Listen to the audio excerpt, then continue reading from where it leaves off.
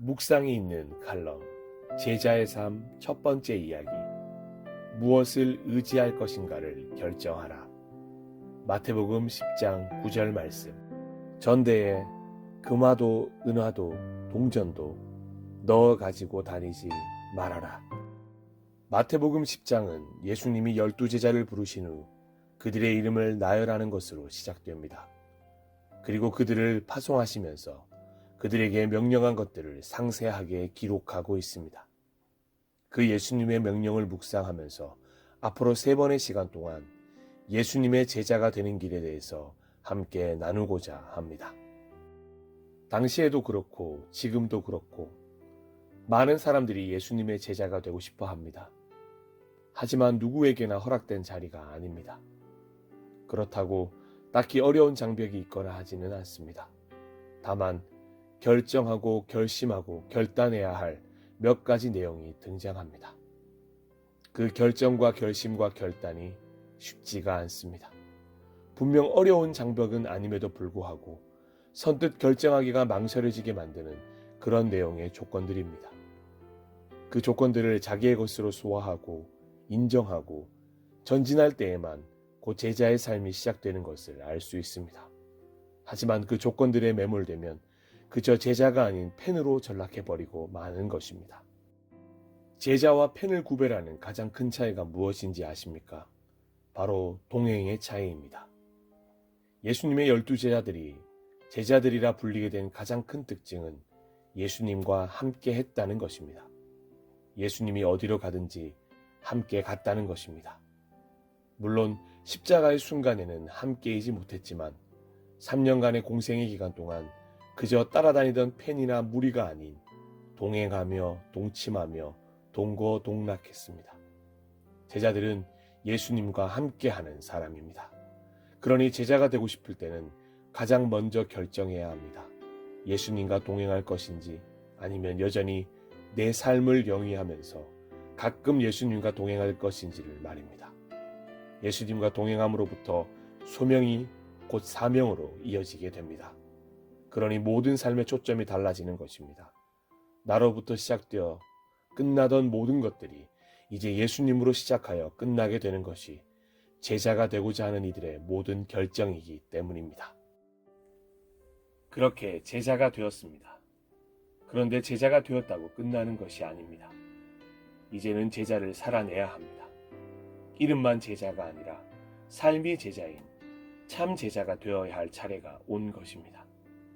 예수님으로부터 부여받은 권능을 가지고 이제 하나님의 나라를 선포하며 하나님과 사람 사이에 통로가 되는 삶을 살아야만 합니다.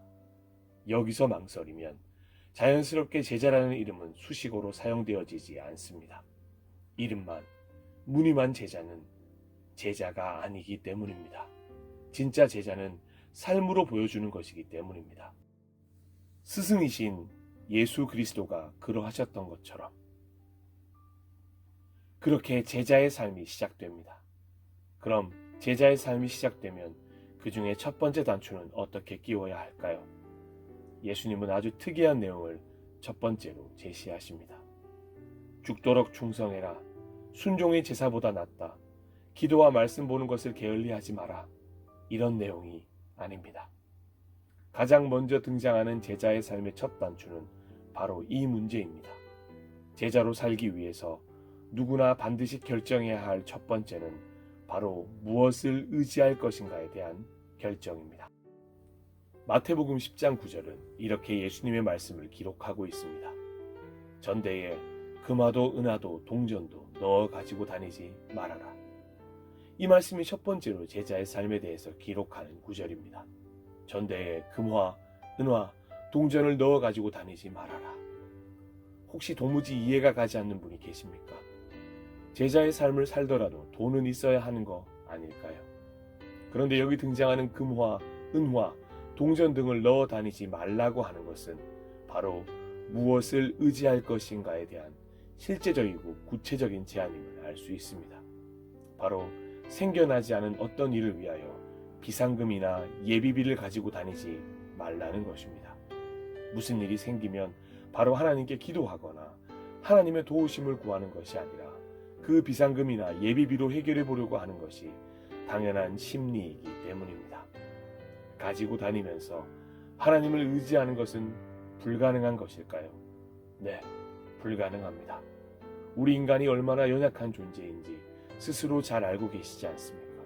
손대지 말아야지 하면서도 우리는 가장 먼저 할 수 있는 것에게 손을 내미는 존재입니다. 그런데 그런 비상금이나 예비비가 없다면 어떻게 하실 것 같습니까? 바로 무릎 꿇을 수밖에 없습니다. 하나님께 도움을 구할 수밖에 없습니다. 제자라면 반드시 무엇을 의지할 것인가에 대한 문제를 해결해야 하는 것입니다. 이 조건은 특히 물질 만능주의를 보여주는 이 시대에는 더 어려운 조건임이 분명합니다. 돈이면 무엇이든 다 할 수 있다고 말하는 시대 속에서 금화나 은화도 동전도 지니고 다니지 않는 사람을 보면 거지라고 손가락질할 것은 뻔한 일입니다. 무능한 사람으로 취급할 것이고 대체 무엇하며 살았냐고 질책할 것입니다. 그런데 이 취급과 질책은 당연한 것입니다. 우리는 더 이상 세상을 사는 것이 아니라 제자를 사는 것이기에 이런 취급과 질책을 받게 된다는 것은 드디어 제자의 삶이 시작되었다는 것을 인정하는 일이 되는 것입니다. 나는 이제 더 이상 금화나 은화나 동전을 의지하는 것이 아니라 하나님만 의지하겠다는 결정을 보여주는 것입니다. 첫째, 하나님이면 충분하다는 것입니다. 금화, 은화, 동전이 나의 보호막이 아니라 하나님이 나를 보호해 주실 것이기 때문에 걱정하지 않습니다. 하나님이면 충분하다는 결정입니다. 둘째, 이제는 결론을 하나님께 맡기는 것입니다. 전대에 넣지 말라고 하셨으니 순종하는 것입니다. 순종에 대한 결과는 하나님이 이제 보여주실 것입니다. 순종하지 않았기에 볼 수 없었던 결과를 두고 우리는 너무도 이른 걱정을 하고 있습니다. 순종하면 하나님이 책임져 주십니다. 결론은, 결과는, 이후의 일은 다 하나님께 맡기는 것입니다. 셋째, 무엇을 먹을까, 무엇을 입을까, 무엇을 마실까에 대한 결론입니다. 이젠 하나님이 인도하시는 대로 살겠다는 결정입니다. 예수님이 명령하신 일을 하면서 살겠다는 뜻입니다. 나를 위한 어떠한 준비도 하지 않고 하나님을 위한 어떠함으로 살겠노라 결정하는 것입니다. 금화, 은화, 동전이 주머니에 있을 때 우리는 고민에 빠집니다. 이것으로 무엇을 먹을지, 마실지, 입을지. 그런데 이제 그런 고민을 제자가 되면서 다 내려놓는 것입니다. 이젠 하나님이 어떻게 행하실지를 경험할 차례입니다. 정말 전대에 아무것도 넣어 다니지 않았음에도 불구하고 먹었고 입었고 마셨던 제자들의 이야기는 이미 결론이 난 이야기 아니겠습니까? 하지만 그것이 내 이야기가 되지 않는다면 제자들의 이야기는 그저 먼 나라 이웃 나라의 이야기일 수밖에 없습니다. 첫 번째로 이것에 대해서 결정하지 않으면 선뜻 길을 나설 수가 없는 것입니다. 비상금도 없이 예비자금도 없이 길을 떠나라고요? 그럼 급한 일이 생기면 어떻게 합니까? 그런 질문을 접어두게 만드는 조건인 것입니다. 나만 의지해라. 내가 어떻게 하는지를 경험해라. 제자라면 하나님이 어떻게 먹이고 입히고 마시게 하는지를 모두에게 보여줄 수 있어야 한다. 그러니 전대에서 모든 금화와 은화, 동전을 빼고 길을 떠나라. 얼마나 나로 충분한지 보여주겠다. 엘샤다이, 충분하신 하나님이 하시는 말씀을 우리는 첫 번째 조건 앞에서 들어야 하는 것입니다. 하나님을 의지하셔야 합니다. 이것이 첫 번째로 제자의 삶을 시작하기 위한 결정입니다. 이것을 결정하지 않으면 제자의 삶을 시작할 수가 없습니다.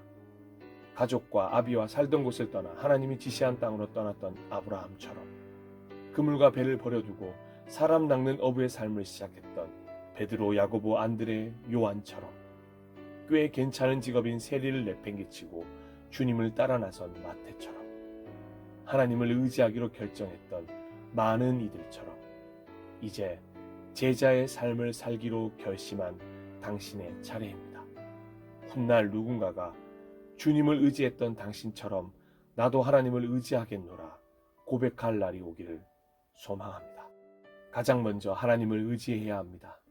다른 것을 의지하면 안 됩니다. 모든 공급을 하나님께로부터 시작해야 합니다. 결코 나의 것으로 비상용 예비용을 만들어 두지 마십시오. 그냥 번지 점프를 뛰십시오.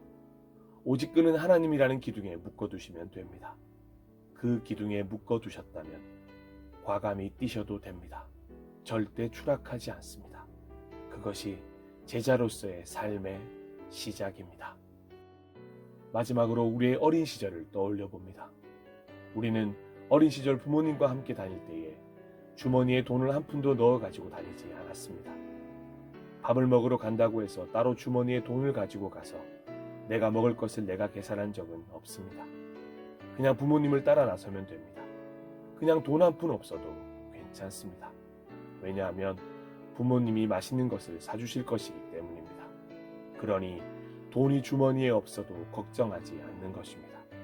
부모님을 전적으로 의지했기에 우리는 아무 걱정도 없이 식당 문을 열고 가게 문을 열고 슈퍼 문을 열 수 있었던 것입니다. 이제 그런 마음으로 제자가 되어 천문을 열어야 합니다. 무엇을 의지하시겠습니까? 하나님을 의지하시면 됩니다. 에이, 그래도 만약을 준비해야지. 이 글귀를 머릿속에서 과감히 지워내십시오. 그리고 이제 만약을 기적으로 바꾸시는 하나님을 만나시길 간절히 소망합니다. 자, 이제 시작합시다. 제자의 삶.